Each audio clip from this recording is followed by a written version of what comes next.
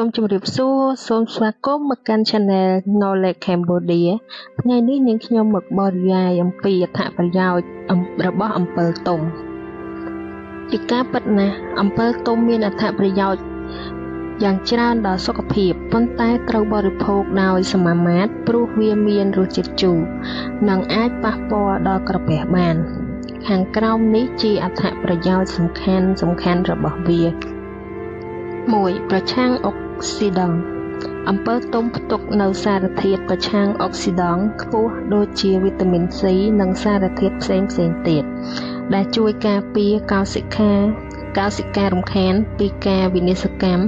និងកាត់បន្ថយការរលួយនៃកោសិកាជំនួយរំលាយអាហាររសជាតិជូររបស់អំពិលទុំជំរុញការបញ្ចេញ អេនស៊ីមីរំលាយអាហារដែលជួយធ្វើឲ្យអាហាររំលាយបានលឿននិងកាត់បន្ថយបញ្ហារំលាយអាហារដូចជារលាកក្រពះឬពោះវៀន 3. ពង្រឹងប្រព័ន្ធភាពស៊ាំ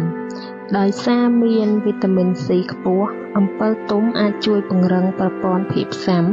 ធ្វើឲ្យរាងកាយតស៊ូមេរោគនិងជំងឺបានល្អជាងមុន 4. សម្រកទម្ងន់ អំពិលទុំអាចជួយសម្រកទម្ងន់បានព្រោះវាមានកាឡូរីនិងជួយបង្កើតអារម្មណ៍ឆ្អែតដោយសារតែរសជាតិជូរធ្វើឲ្យអ្នកមិនចង់ញ៉ាំអាហារច្រើនទៀតទេ 5.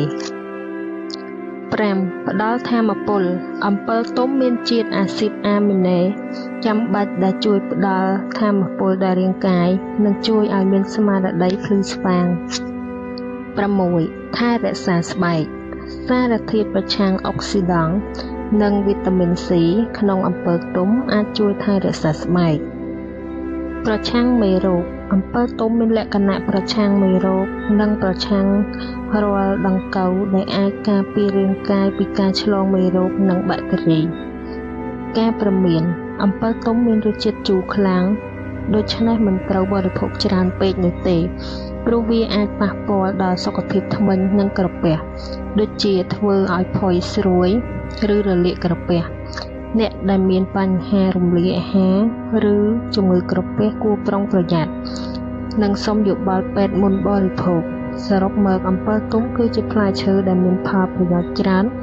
ប៉ុន្តែគួរត្រូវបរិភោគឲ្យបានត្រឹមត្រូវនិងសមាមាត្រដើម្បីទទួលបានអត្ថប្រយោជន៍ពេញលេញ ចា៎នាងខ្ញុំសូមអភ័យទោសសម្រាប់ការអត្ថាធិប្បាយមានការរអាក់រអួលបន្តិចបន្តួចក៏សូមអរគុណបងប្អូនសម្រាប់ការតាមដានទស្សនាតាំងពីដើមដល់ចប់ប្រសិនជាបងប្អូនគិតថាវីដេអូមានប្រយោជន៍សូមបងប្អូនជួយចុច Subscribe ឬចុចសញ្ញាកណ្ដឹងដើម្បីទទួលបានវីដេអូថ្មីៗនិងជាកម្លាំងចិត្តដល់នាងខ្ញុំផងសូមអរគុណ